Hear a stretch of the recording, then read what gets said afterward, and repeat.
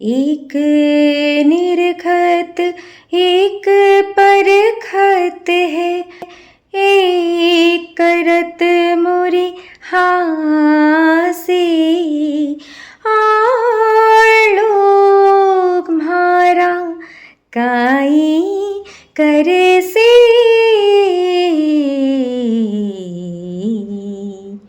हूँ तो हरि के प्रभु जी के दासी, सावरे रंग राची। So guys, welcome back to my channel. It's me, मैं हूँ। And first of all happy Krishna Janmashtami in advance.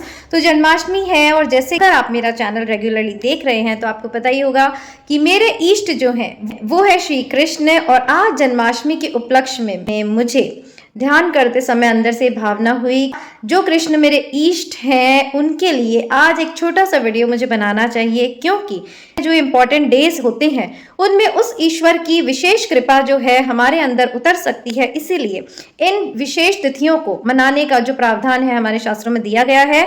तो जैसे कि कृष्ण जन्माष्टमी आने वाली है, आप सभी जानते हैं, तो आज मुझे जो मेडिटेशन करते समय जिस टॉपिक पर वीडियो बनाने का मन हुआ वो था कि जब भी आप जीवन में हार जाएं, आपको कोई आर, कोई पार, कोई और, कोई छोड़ न नजर आए, तो ऐसे में आप श्री कृष्ण के कौन से उद्धरण को याद रख सकते हैं कि जिससे आपके जीवन में इतनी ऊर्जा बन जाए, आप भय मुक्त हो जाए। और आप ये हमेशा ध्यान रखें, जीवन में कोई भी आपको हरा नहीं सकता, कोई परिस्थिति आपको भयभीत नहीं कर सकती।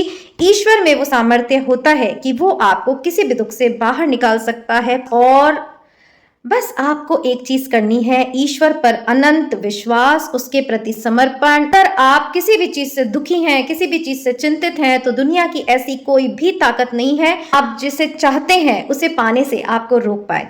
तो चलिए आज इस विषय पर हम बात करेंगे कि जीवन में जब भी आप थक जाएं, हार जाएं, तो आप कृष्ण चेतना को कैसे अपने अंदर उतार कर और कृष्ण को कैसे याद करके उनकी कृपा को प्राप्त कर सकते हैं। देखिए, जो भी मैं बताती हूँ वो तभी इतने विश्वास के साथ और बिना किसी स्क्रिप्ट के मैं बता पाती हूँ, क्योंकि मेरे गुरुजी ने जो जो मुझे बताया उससे मैंने कैसे अपने जीवन में अप्लाई किया और कैसे मैं दुखों से निकली। इसीलिए आज मुझे ये विश्वास है कि कोई भी इम्पॉसिबल से इम्पॉसिबल परिस्थिति भी आपके जीवन में अगर आ गई है तो भी आप उससे पार पा सकते हैं। और मेरा ये वीडियो एंड तक देखने के बाद आपको इस बात पर जरूर विश्वास हो जाएगा, बट आपका समर्पण, आपका प्रेम, आपका विश्वास उस लेवल का होना चाहिए आए और आपको भयावह प्रारब्ध से बाहर निकाल सके। नहीं तो जैसे कि पूरी सृष्टि चल रही है, अपने ही प्रारब्ध से चल रही है, अपनी ही डेस्टिनी से चल रही है। कृष्ण जो है कहते हैं श्री के भी जीवन में हस्तक्षेप नहीं करते हैं। आपने कर्मानुसार जो है अपनी लाइफ स्टोरीज, इवेंट्स बनाए हैं और कृष्ण उसमें तभी हस्तक्षेप करेंगे या कृष्ण आपको बचाने तभी आएंगे जबकि आप उन्हें पुकारेंगे। सिंपल सी बात है। हर वीडियो में आपको मैं ये समझाने की कोशिश करती हूँ। आज कृष्ण जन्माष्टमी पर इसके अलग से पहलू पर हम विचार करेंगे। तो देखिए फ्रेंड्स, जब तक हम जीवित हैं, हमारे कर्मानुसार हम हमारे जीवन में दुख और सुख भोगते रहते हैं। सुख भोगते समय तो हमें किसी ईश्वर की याद नहीं आती है कि ये ईश्वर द्वारा दिया गया है। हम प्रार्थना जरूर कर देते हैं, धन्यवाद जरूर दे देते हैं। जब हम सुख में होते हैं तब हम सभी चीजें भूल जाते हैं, और जैसे ही हम पर दुख के पहाड़ टूटते हैं तब ये बात हम समझ नहीं पाते हैं कि हम इतने अच्छे अच्छे कर्म करते हुए भी इस दुख को क्यों भोग रहे हैं। इससे रिलेटेड कई वीडियोस मैंने अपने चैनल पे बनाए हैं कि आपके जीवन में आने वाले दुखों का कारण क्या होता है। ईश्वर का उससे कोई लेना देना नहीं है। ईश्वर की शक्ति, ईश्वर की भक्ति वहां काम आती है जब आप इन दुखों से निकलने के लिए, अपने प्रारब्ध से पार पाने के लिए, अपने प्रारब्ध को काटने के लिए, अपनी डेस्टिनी को चेंज करने के लिए अपने आप को इतना प्योरीफाई करते हैं, जब तप, ध्यान, त्याग, तपस्या से कि वो ईश्वर आपके जीवन में प्रवेश कर कर आपको उस मुसीबत से बचा लेता है। तो आज जो जन्माष्टमी पे मुझे छोटा सा प्रसंग लेना था वो ये था गाइस कि श्री कृष्ण ने, देखिए गीता में जितने भी इंस्टेंसेस हुए हैं वो बिल्कुल प्रैक्टिकली आप जो है अपने जीवन में अप्लाई कर सकते हैं। देखिए कलयुग है, कलयुग में गीता का सबसे ज्यादा जो महत्व है, क्योंकि जब महाभारत हुई तो आप महाभारत में भी देखेंगे कि कैसे कैसे लोगों ने, कैसे कैसे कर्म भोगे, किस तरह उनका जीवन चला, किस तरह कृष्ण के होते हुए भी। यहाँ एक बात समझनी बहुत ज़्यादा इम्पॉर्टेंट है कि भगवान का सिर्फ नाम लेने से, जप करने से, पूजा करने से आप प्योरीफाई तो होंगे, बट उसकी वो शक्ति अपने अंदर नहीं उतार पाएंगे जिससे कि प्रारब्ध नष्ट होता है। कि जब श्री कृष्ण अपनी जीवन लीला कर रहे थे तो कौरवों ने सबसे ज्यादा उनके दर्शन किए, पर क्या वो अपने प्रारब्ध से बच पाए? जी नहीं। जी हाँ, जीवन में कृष्ण के दर्शन करना या पूजा पाठ करना ही इम्पोर्टेंट नहीं है। जो चीज़ इम्पोर्टेंट वो है कृष्ण की चेतना को अपने अंदर उतारना, उनके बताए हुए मूल्यों को अपने जीवन में उतारना, उसके अनुसार अपने जीवन को चलाना।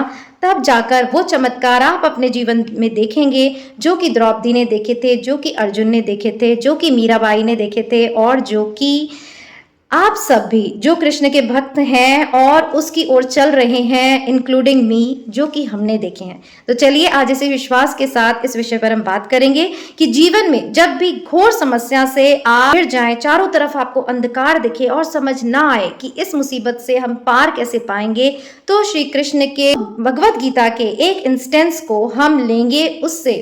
जैसे कि मेरे गुरु मुझे मनोबल देते थे कि अगर जीवन में किसी परिस्थिति में मैं अटक जाऊं तो मुझे क्या करना चाहिए, वही आज मैं आपको बताने वाली हूँ, ताकि आपके जीवन में भी आपको कहीं संबल मिले कि जी हाँ, कोई तो ऐसा है जो आपको अपने दुखों से बचा सकता है, और वो है कृष्णम वंदे जगतगुरु। चलिए स्टार्ट करते हैं।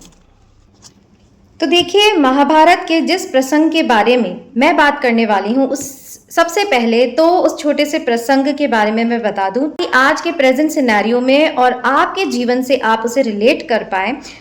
देखिए, गीता को जो पढ़ा है, कहते हैं ना, गुप्त है, जब तक कोई गुरु आपको समझाए नहीं वो समझ में नहीं आता है। इसीलिए गीता हर तरफ उपलब्ध होने के बावजूद, YouTube पर इतने वीडियोस होने के बावजूद गीता को कहा जाता है गुप्त ज्ञान। क्यों?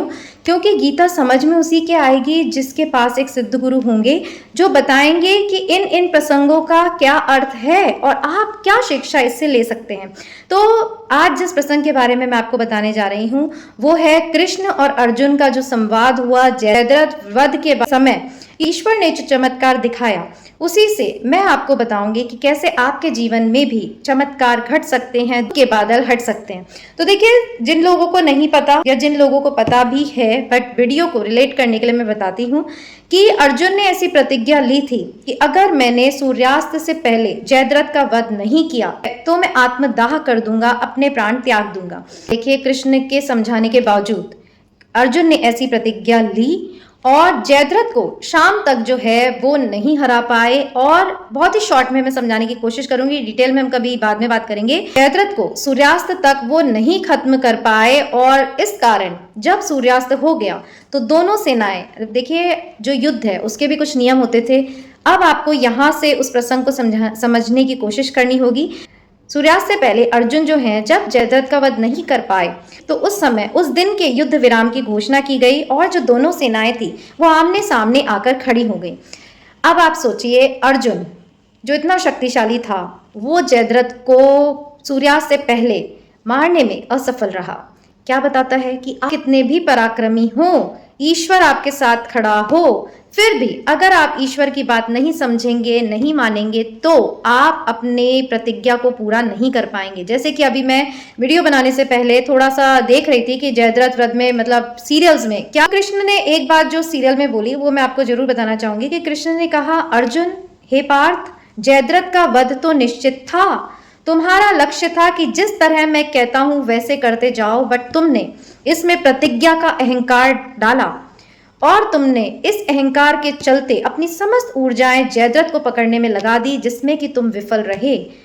जो होना है तय है, फिर भी तुमने लक्ष्य को छोड़कर अपने अहम को पुष्ट करने के लिए ऐसी प्रतिज्ञा ली जिसके कारण आज इस दुविधा में वो घिर गया था कि अब उसे आत्मदाह करना पड़ रहा है।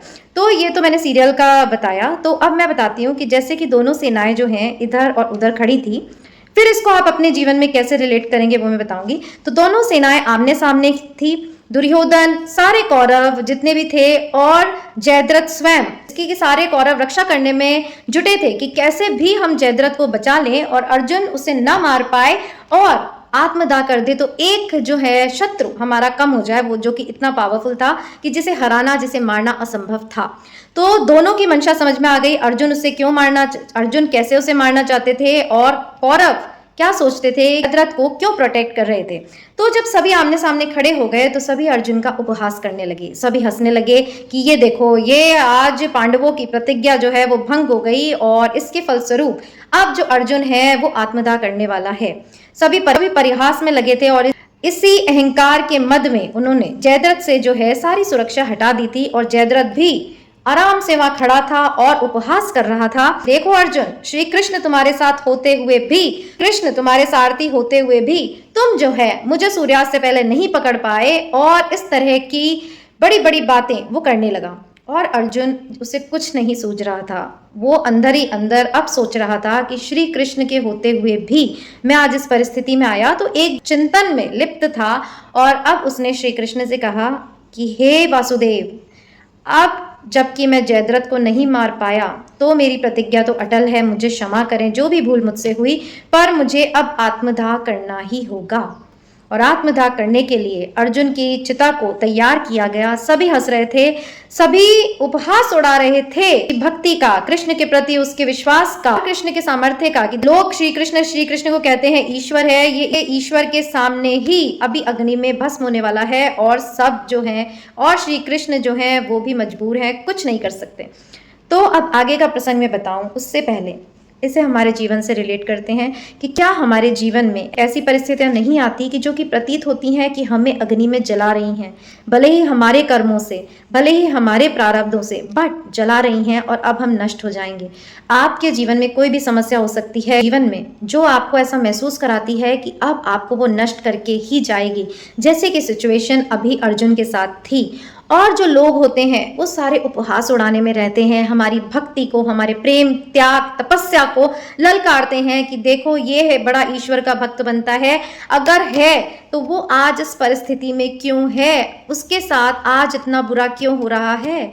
आंसर इज सिंपल, जो बुरा हो रहा है वो कोई ईश्वर नहीं कर रहा है, आपके प्रारब्धों से आपने इसकी रचना की है, बट ईश्वर की शक्ति अब आपको कैसे अपने प्रारब्धों से बचाएगी वो जब लोग देखेंगे। यहाँ जो आप कौरव और उनकी सेना को देख रहे हैं, आज उन लोगों को देख लीजिए जो हमारे आस पास होकर हमारे आत्मबल को कमजोर करते हैं, हमारा मजाक उड़ाते हैं, हमारी भक्ति पर प्रश्न चिन्ह लगाते हैं। ऐसे ही सिनेरियो में आप अपने आप को अर्जुन समझिए, आपका विरोध करने वाले, हंसी उड़ाने वाले लोगों को कौरवों की सेना समझिए, और श्री कृष्ण तो उनको तो क्या ही समझना है, अपना इष्ट समझिए। और अब देखिए कि जैसा ज्ञान उन्होंने अर्जुन को दिया, जिस तरह उन्होंने अर्जुन को मिराकुलस वे में इस सिचुएशन से बाहर निकाला, आप भी अगर कृष्ण चेतना में जीते रहेंगे, उनकी शक्ति अपने जीवन में उतारते रहेंगे, तो आप किसी भी परिस्थिति से नष्ट हुए बिना उससे निकल जाएंगे। तो चलिए, ये आपको इतना समझ में आ गया क्या वहां पर प्रसंग चल रहा था, कैसे मैंने इसको आपके जीवन से रिलेट किया। और अब बात ये आती है कि कृष्ण ने अर्जुन को कैसे इस परिस्थिति से निकाला। अब कृष्ण क्या लीला दिखाएंगे जो हमारे प्रारब्ध को भी नष्ट कर देगी, जो लोगों का नजरिया है उसे भी बदल देगी, जितने भी सशक्त लोग हैं उनकी शक्ति को काट देगी, और आप चाहे कितने भी मजबूर, कितने भी बंधे हुए हों किसी भी चीज से, उस बेड़ी को भी, उस जंजीर को भी ईश्वर की शक्ति कैसे काट देती है, इस बात पर आगे हम बात करते हैं। तो उससे पहले, जब भी मेरे जीवन में ऐसी मुसीबत आती थी कि जब मुझे लगता था कि ये तो जला कर जाएगी, नष्ट कर कर जाएगी, इसका उपाय ना माँ बाप के पास है, ना मतलब इसका उपाय किसी के पास है ही नहीं, मैं ये तो समझती थी ये मेरा प्रारब्ध है, बट अब इससे मैं निकलूं कैसे, क्या करूं मैं, कि वही बात है ना कि कई बार जीवन में ऐसे मोड़ आए कि मुझे भी लगा कि ये जो परिस्थितियां हैं जो मुझे जकड़ रही हैं वो मेरे प्राण ही लेके जाएंगी। और तब मैंने इतना अपना तप बढ़ाया, जैसे कि गुरु ने मुझे बताया, इतनी प्रार्थनाएं की, इतनी ध्यान साधनाएं की, इतने जप किए।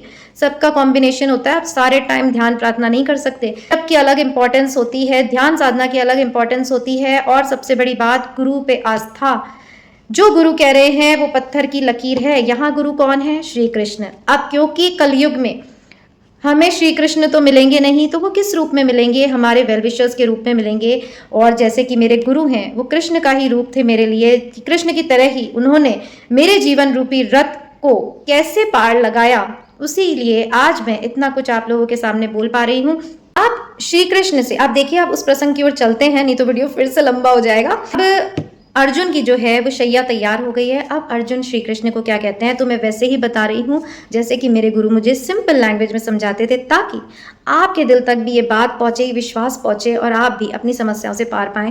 तो स्वामी जी मुझे कहते थे, उस प्रसंग को याद करो कि जब सभी परिस्थितियां जो थी वो अर्जुन के खिलाफ थी, वो अर्जुन के विरुद्ध थी, और अब श्री कृष्ण और अर्जुन में क्या संवाद चल रहा है वो स्वामी जी मुझे बताते थे कि समझो कि अर्जुन ने कृष्ण से कहा, अपनी ही प्रतिज्ञा से बंधा हूं और अब मेरी प्रतिज्ञा को कोई नहीं काट सकता। मुझे जो कि मैंने संकल्प लिया था कि सूर्यास्त से पहले मैं जयद्रथ का वध कर दूंगा, तो वो मैं नहीं कर पाया। तो अब मुझे अपना शरीर, अपनी जो देह है वो अग्नि को समर्पित करनी होगी। हे वासुदेव, मुझे क्षमा करें, कोई भूल हुई हो तो मुझे क्षमा करें, और अब मुझे आज्ञा दें कि मैं उस अग्नि को अपने आप को समर्पित कर दूं।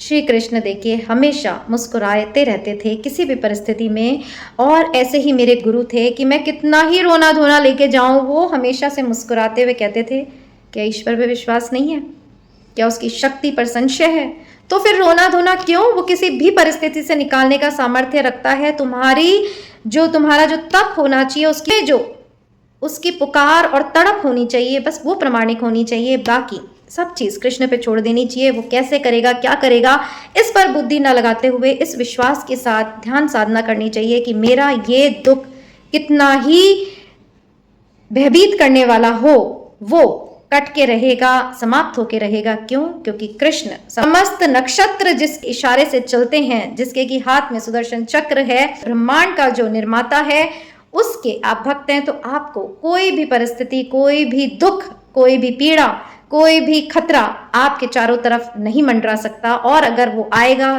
तो भी आपको उससे बचा लिया जाएगा। तो कृष्ण मुस्कुराए।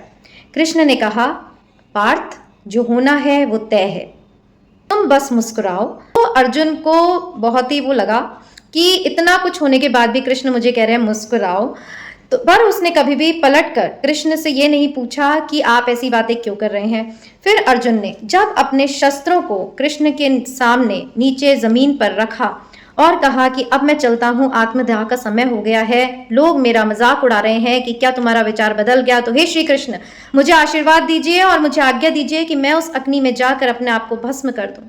और फिर कृष्ण ने कहा, वही मुस्कुराते हुए, जैसे कि मेरे गुरु ने मुझे बताया कि श्री कृष्ण ने कहा, मरना ही है ना,